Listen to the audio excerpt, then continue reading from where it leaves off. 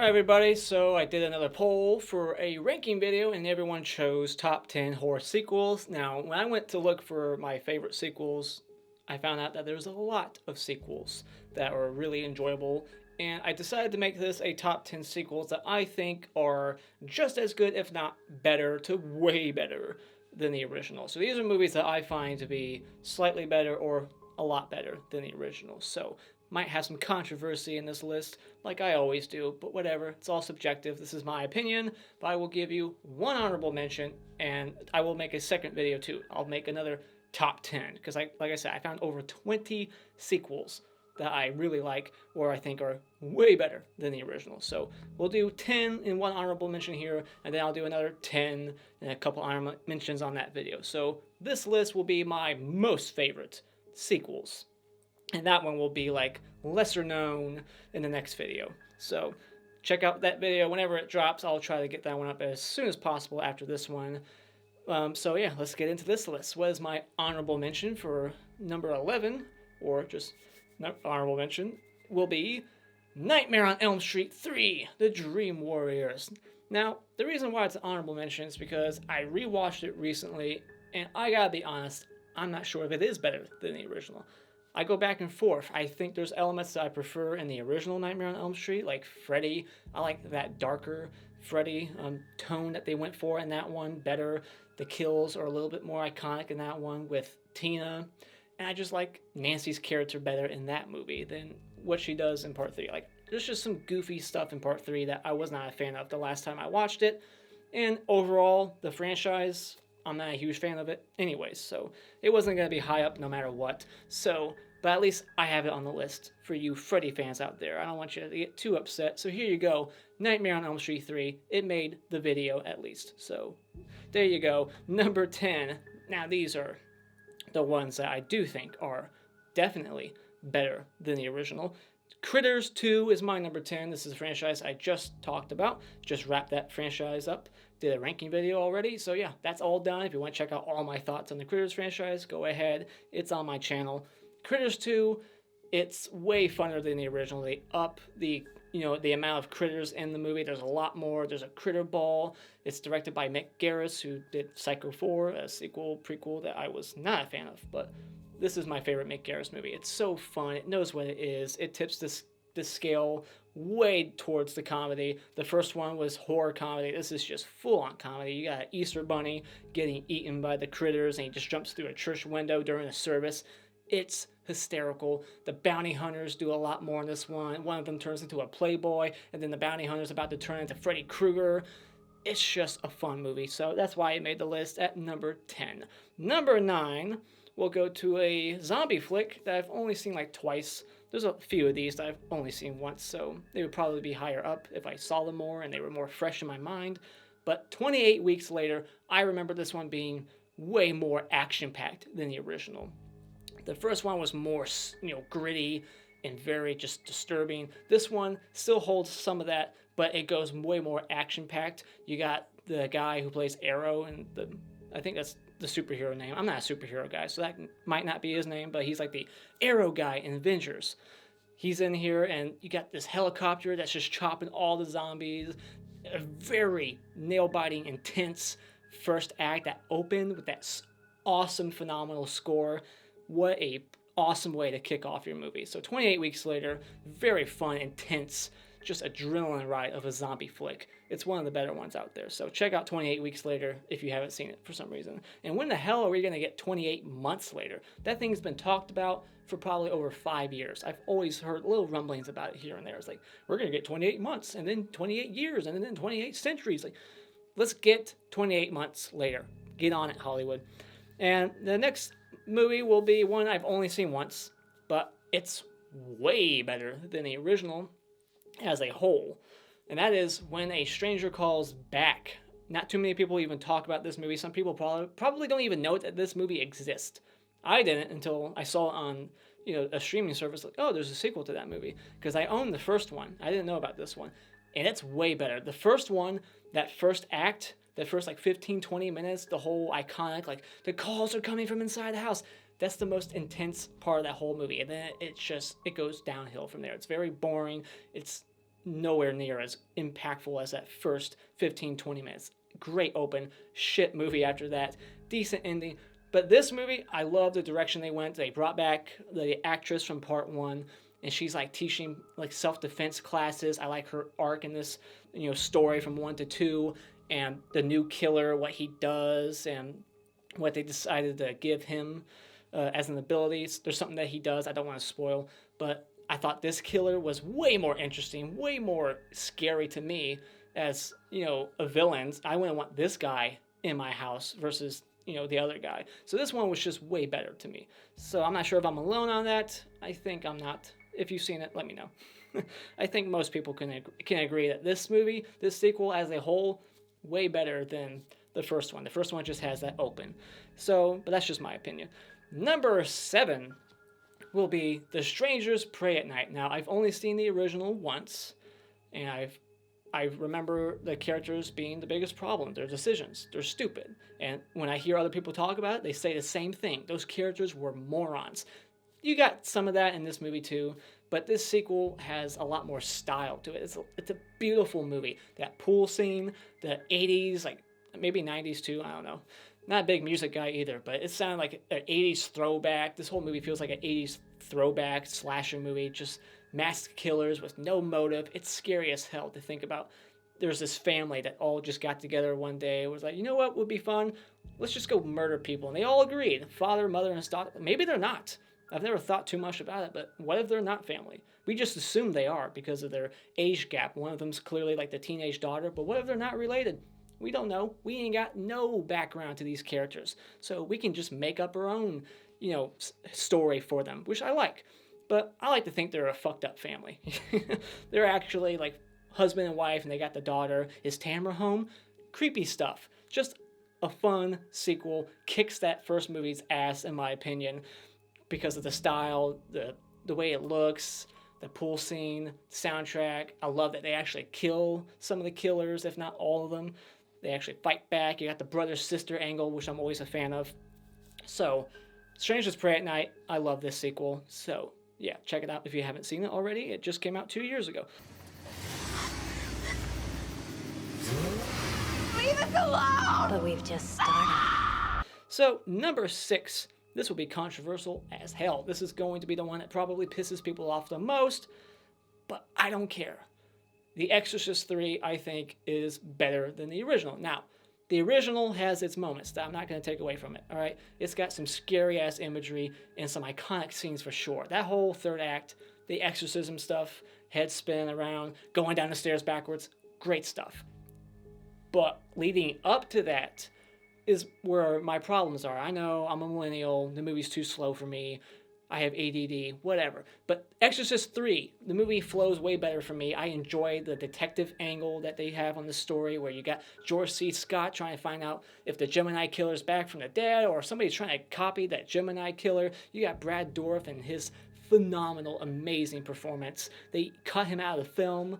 Behind the scenes, they cut him out, and then they replaced him with the original actor from part 1, but he was like drunk all the time, and he has some medical issues or something, so they had to bring back Brad Dourif to redo all his lines again, and he did them probably even better to show them the mistake they made. I'm going to do it even better this time to show you how much you fucked up by firing me in the first place. They didn't fire him, but they had to cut him out, which was just rude. But love the movie. Just love this movie. It's got one of the greatest jump scares of all time. Everybody knows it at this point. Even the Black Christmas remake tried to redo it. Fuck that movie. But yeah, the performances, great. The scares, great. Just the dialogue by Brad Dourif's character, the Gemini killer, and that cell with George C. Scott, one of the greatest scenes. Just awesome. Can't say enough about it. I enjoy this story. They don't try to redo the first one at all. It tries to do its own thing. But then I think the studios came in, they threw that exorcism scene at the end, and there's a producer's cut. It's like The Exorcist. This Exorcist movie is like Halloween 6 of this franchise. It's got the producer's cut or director's cut versus the theatrical. So behind the scenes, it was a mess, but still made a kick-ass exorcism movie. I love it. So with that being said, let's just move on to my number 5. Number 5 will be Evil Dead 2.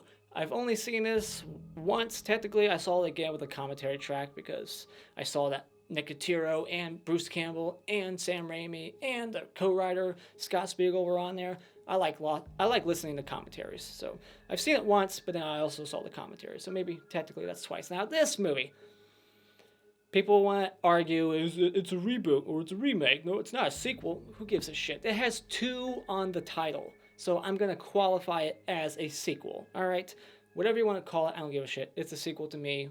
And even at the tail end of the credits, it says this sequel, blah blah blah. I'm pretty sure it says that. So whatever. Getting past that argument, this is a very wild, zany ride. It's just so goofy.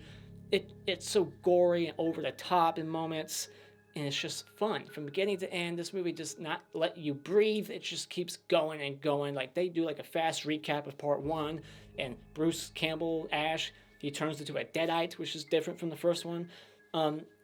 Just a very fun movie. It's very silly. It's comedy that's either going to work for you or it isn't. So number 4 will be Psycho 2.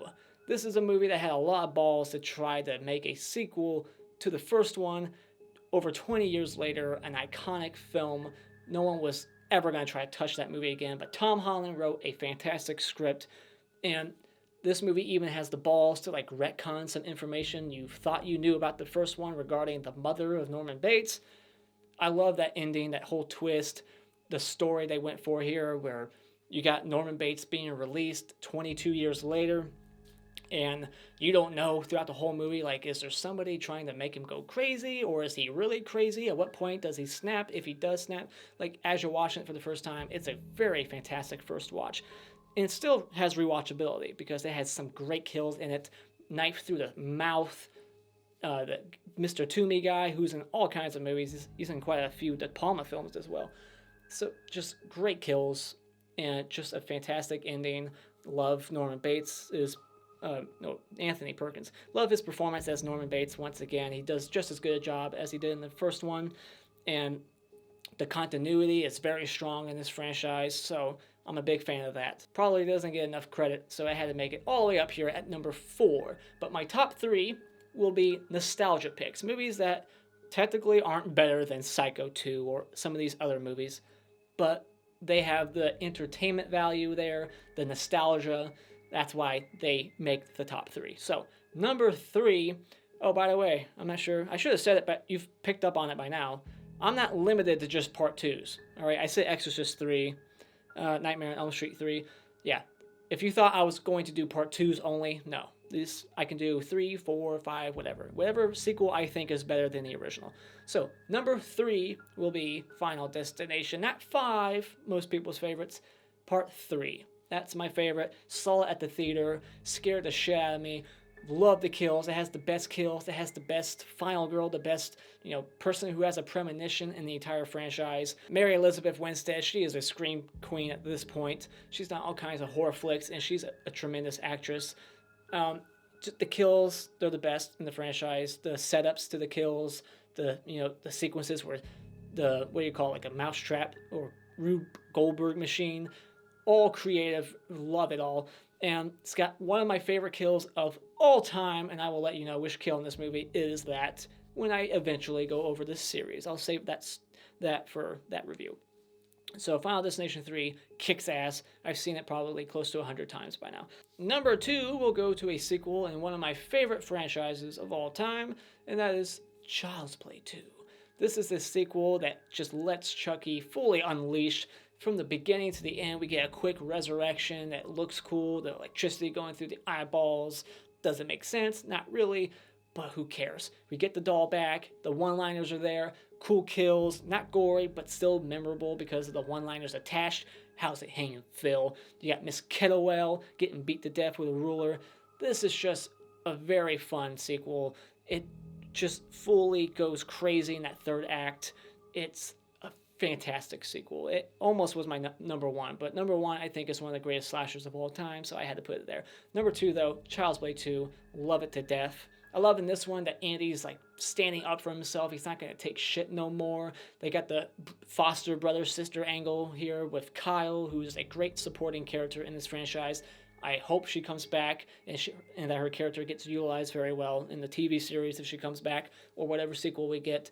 But I just love what they did with Andy. He's not chicken shit no more. He's not just gonna sit there and take it no more. He goes in the basement, he has that knife, he ain't taking it. And one thing I noticed on my last watch, Andy never says a single word to Chucky in the entire movie. When he knows that Chucky is Chucky. Like when he first gets to the foster home, he says, "I hate you," but he thinks that's just Tommy. After that, not a single word. He never says a fucking word to Chucky in the entire movie. It blew my mind. It's such a little thing, but it still is crazy that he never says anything. Like, he doesn't have like a final one-liner, like, this is the end for any. He doesn't have that moment at the end. He just pulls the lever. There's no dialogue exchange between Chucky and Andy. It's just Andy being like frozen, like he's, like I said, he's still a badass when he goes in that basement trying to fight back, but he never says a single word to Chucky. So that blew my mind. But anyways, number one, best slasher of all time. My favorite of this series for sure. Most people's favorites as well. It won't surprise you, probably, if you know my channel and you've been watching all my videos. Friday the 13th, Part 4, the final chapter. This, what can I say? It's just a masterpiece when it comes to slashers. It has everything a slasher needs. It's got a high body count with great kills and gore. They're creative, memorable. The characters are memorable. They're funny. You actually give a shit. They got the brother-sister angle again, just like Child's Play 2, that I like. You know, Tommy Jarvis, his introduction to the franchise. A great character.